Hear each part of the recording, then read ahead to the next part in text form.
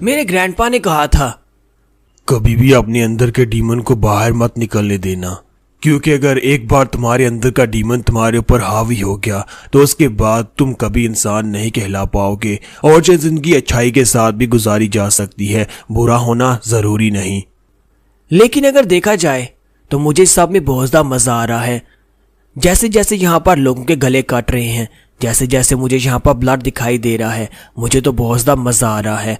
Grandpa ने कहा था कि डीमन को अंदर ही रखना, लेकिन मुझे लगता है ये नहीं हो सकता, क्योंकि जिसने यहाँ पर मुझे कहा था कि भलाई के साथ जिंदगी गुजारी जा सकती है, अब वो ही नहीं रहा, तो फिर भलाई का क्या फ़ायदा। तो ये तो था थोड़ा सा प्रोलॉग। तो फाइनली स्टार्ट करते हैं अपनी एपिसोड के एक्सप्लेनेशन। तो हमारे हीरो का नाम होता है जियोंग, जो कि एक माउंटेन के ऊपर अपने ग्रैंडपा के साथ रहता है और यही उसकी इकलौती फैमिली होती है। तो वो कुछ जड़ी बूटियां काटने के लिए गया होता है, वहां पर से जड़ी बूटियां लेकर अपने ग्रैंडपा के पास आता है और कहता है, देखो ग्रैंडपा मैं क्या लेकर आया हूँ, स्पिरिट कनेक्शन हब, जो कि पिछले कई दिनों से हम लोग ढूंढ रहे थे। तो वो उसे कहता है, तो फाइनली तुमने बहुत ही अच्छा काम किया। तो जियोंग उनसे कहता है कि ग्रैंडपा, आपने मुझे कहा था कि मुझे माउंटेन के ईस्टर्न पार्ट्स की तरफ जाना चाहिए, वहां पर से ये मुझे मिलेगा, और मुझे वाकई में वहां पर से जड़ी बूटी मिल गई। तो उसके ग्रैंडपा उसे कहते हैं कि हाँ, जो काफी ज्यादा बड़ी भी दिखाई दे रही है, मुझे लगता है कि इसके में कम से कम 5 नियांग तो मिल ही जाएंगे। वो जड़ी बूटियां बेचकर गुजारा करते हैं। तो जियोंग उनसे कहता है कि ग्रैंडपा, जहां पर से मुझे जड़ी बूटी मिली वहां पर से मुझे एक फॉक्स का डैन मिला था, यानी वहां पर एक फॉक्स की बिल थी और वहां पर उसके बच्चे भी थे। तो ये बात सुनने के बाद ग्रैंडपा उसे कहते हैं, तो क्या तुमने वहां पर उसके बच्चों को मार दिया। तो वो कहता है, नहीं ग्रैंडपा, मैं यहाँ पर उसके बच्चों को कैसे मार सकता हूँ, आपने तो मुझे कहा था ना कि कभी भी किसी को मारना नहीं, बिला वजह तो बिल्कुल भी नहीं। अगर मैं उस बच्चों को मार देता तो उनकी मॉम वापस आने के बाद बहुत ज्यादा उदास हो जाती, और मैं यहाँ पर किसी को उदास कैसे कर सकता हूँ, आपने तो कहा था कभी किसी को उदास मत करना। ग्रैंडपा उसे कहता है कि जियोंग बेटा, तुमने बहुत ही अच्छा काम किया, ये बहुत ही अच्छी बात है कि तुमने यहाँ पर उन बच्चों को नहीं मारा, चलो जल्दी से आ जाओ, तुम्हारे लिए डिनर रेडी करता हूँ। फिर साथ ही उसे कहता है कि बेटा जियोंग, क्या तुम मुझसे एक वादा कर सकते हो कि कभी किसी को हर्ट मत करना, तुम्हारे अंदर का जो डीमन है उसे कभी अपने ऊपर हावी मत होने देना, क्योंकि एक बार डीमन तुम्हारे ऊपर हावी हो गया तो उसके बाद तुम यहाँ पर अपना इनर सेल्फ कंट्रोल नहीं कर पाओगे। तो जियोंग उनकी बातें सुनने के बाद हैरान हो रहा था, क्योंकि जियोंग को अभी तक अपने इनर डीमन के बारे में पता नहीं होता। फिर एक दिन वो जड़ी बूटियां काट कर जब वापस आता है, वापस आने के बाद देखता है तो उसके ग्रैंडपा की कटी हुई डेड बॉडी सामने पड़ी होती है। उसके ग्रैंडपा को किसी ने शायद के साथ पेट से हिस्सा, यानी ऊपर वाला हिस्सा अलग कर दिया होता है। तो वो ये देखकर बहुत ज्यादा हैरान होता है और कहता है कि ये क्या हो गया। लेकिन असल में उसकी इनर सेल्फ जो है वो एक ट्रू डीमन है, इसी वजह से वो वहां पर आंसू भी नहीं बहा पाता। वो बिल्कुल अपने ग्रैंडपा को देखने के बाद शांत होता है, उसका एक आंसू भी नहीं टपकता। वो कहता है कि मुझे समझ नहीं आ रही कि सिचुएशन में क्या किया जाता है, मेरे ग्रैंडपा मेरी इकलौती फैमिली थे, लेकिन मैं यहाँ पर रो भी नहीं पा रहा। लेकिन वहां पर खड़े होकर वो कहता है कि ग्रैंडपा, आपने कहा था कि अपने इनर डीमन को कंट्रोल करना और कभी यहाँ पर उसे अपने पर हावी मत होने देना, लेकिन लगता नहीं है कि ये दुनिया यहाँ पर मुझे उसे ऐसा करने देगी। और इसी के साथ ही वो डेविली स्माइल देता है और कहता है कि ग्रैंडपा, आपका बदला तो मैं लेकर रहूंगा, मैं उसको ढूंढूंगा और उसके बाद उस बंदे को इसी तरह मारूंगा जिस तरह उसने आपको मारा है। इसके साथ ही वो वहां पर पड़े हुए उसी शायद को उठा लेता है, उसे लेकर गांव की तरफ चला जाता है। नेक्स्ट सीन जो होता है जोंगजेंग काउंटी का दिखाया जाता है कि जहां पर शहर के बीचों बीच गली के अंदर से कुछ कार्ड्स को लेकर गुजरा जा रहा होता है, जहां पर सोल्जर्स जो होते हैं वहां पर 2 कार्ड्स को लेकर जा रहे होते हैं। उन कार्ड्स के अंदर कैदी होते हैं, एक कार्ड के अंदर कुछ ज्यादा कैदी होते हैं, यानी काफी सारे बुढ़े लोग होते हैं, और एक कार्ड के अंदर सिर्फ और सिर्फ हमारा हीरो अकेला होता है। और सभी जो शहर के लोग होते हैं वो आसपास खड़े होते हैं और उनको डिस्पाइस कर रहे होते हैं, क्योंकि वो सभी लोग या बैंडिट्स होते हैं, मर्डरर होते हैं या फिर रेपिस्ट होते हैं। इसी वजह से वो सभी के ऊपर बहुत ज्यादा गुस्सा कर रहे होते हैं और कहते हैं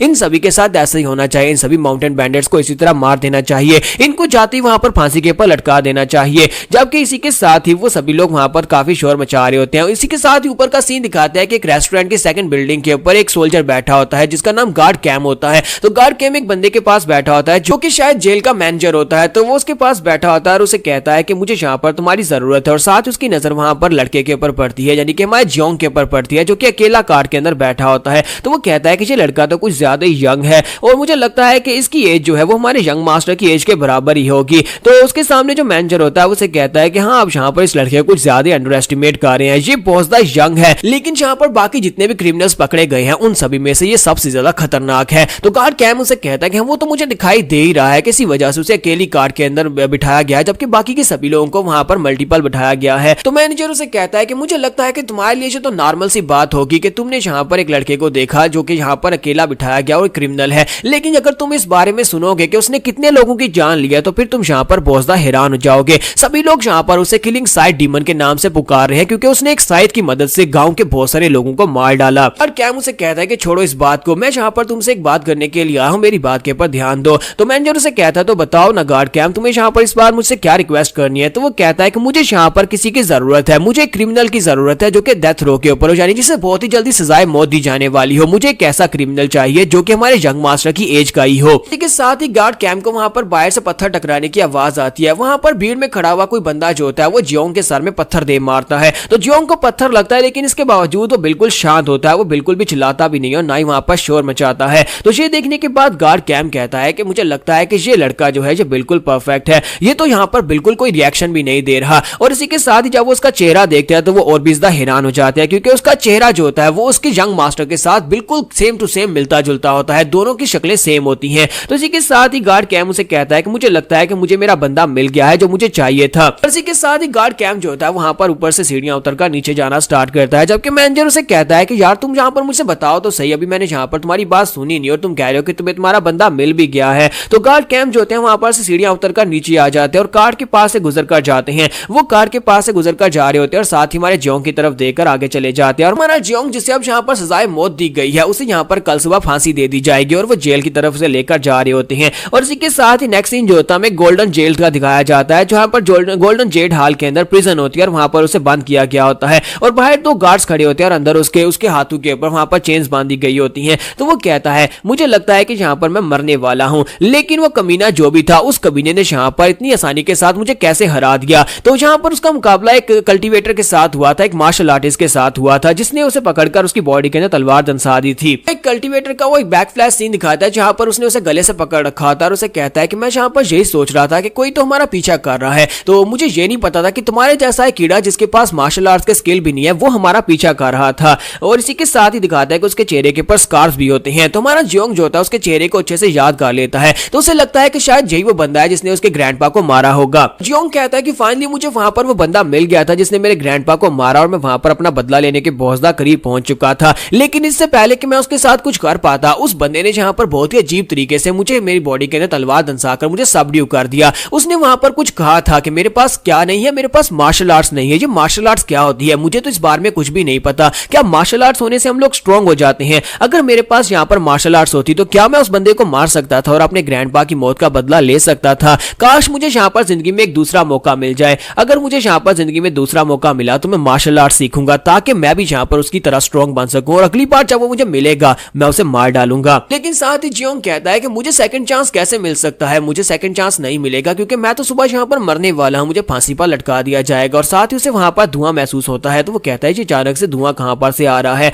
और इसी के साथ ही वो उसकी स्मेल को सूंघना स्टार्ट करता है क्योंकि सारी जिंदगी वो अपने ग्रैंडपा के साथ जड़ी बूटियां उखाड़ता रहा है, तो उसे यहाँ पर इनकी जड़ी बूटियों की स्मेल अच्छी तरह से पता होती है। तो वो कहता है कि इस तरह की जड़ी बूटियां तो एक स्पेशल पॉइजन बनाने के लिए यूज की जाती है, एक पॉइजनस स्मोक जो कि यहाँ पर बेहोश करने के लिए यूज किया जाता है। लेकिन इतनी सारी जड़ी बूटियां और इंग्रेडिएंट्स खाने के बाद अब उसके ऊपर इन सभी चीजों का असर नहीं होता। तो वो कहता है लगता है कोई तो है जो यहाँ पर इन सभी गार्ड्स को बेहोश करना चाहता है और मुझे भी। और इसी के साथ ही वो अपनी आंखें बंद करके वहीं पर बैठ जाता है क्योंकि गार्ड्स वहां पर बेहोश हो चुके होते हैं। गार्ड्स के सो जाने के बाद हमारा जियोंग जो होता है वहीं पर अपनी आंखें बंद कर लेता है। थोड़ी देर के बाद दरवाजा खुलता है, गार्ड कैम वहां पर अंदर आता है। अंदर आने के बाद उसके सामने आता है और अपना हाथ आगे बढ़ाकर जैसे उसे वहां पर से उठाने लगता है उसकी चेन्स भी खोल देता है। तो जैसे वो उसकी तरफ देखता है तो उसकी आंखें खुली होती हैं और वो जाग जाता है। गार्ड कैम भी इस बात से काफी ज्यादा हैरान होता है और कहता है कि ये क्या तुम अभी तक बेहोश नहीं हुए? और इसी के साथ ही हमारा जियोंग उसके ऊपर अटैक कर देता है ताकि वहां पर से भाग कर जा सके। वो उसे धक्का देकर बड़ी तेजी के साथ वहां पर से भागने की कोशिश करता है। जियोंग कहता है कि मुझे नहीं पता कि यहाँ पर क्या हो रहा है, लेकिन मुझे लगता है कि ये मेरा वो दूसरा मौका है। अब मैं यहाँ पर से आजाद हो जाऊंगा, मैं यहाँ पर से निकल कर जाऊंगा, जाकर मार्शल आर्ट सीखूंगा और उसके बाद मैं जाकर उस कातिल को ढूंढूंगा और अपने ग्रैंडपा की मौत का बदला लूंगा। क्या हमारा जियोंग यहाँ पर से निकल कर जा पाएगा या फिर यहाँ पर कुछ और होने वाला है? और जो होने वाला है वो बहुत ज्यादा इंटरेस्टिंग होने वाला है और आपको वो सीन बहुत ज्यादा मजे का लगेगा। तो आप लोग यहाँ पर नेक्स्ट एपिसोड का वेट करें और वीडियो को लाइक करना मत भूलिएगा। कमेंट्स मैंने इस वीडियो के ऑफ कर दिए हैं कि ये वाली सीरीज जो है सोलो लेवलिंग के स्टूडियो यानी कि रेडी स्टूडियो वालों ने बनाई है और मेरा एक पहला चैनल पिकफ्लिक्स जो था वो रेडी स्टूडियो की स्ट्राइक्स की वजह से ही उड़ा था। मैं यहाँ पर ज्यादा रिस्क नहीं लूंगा, तो आप लोग लाइक करके ही काम चला लें। Thank you.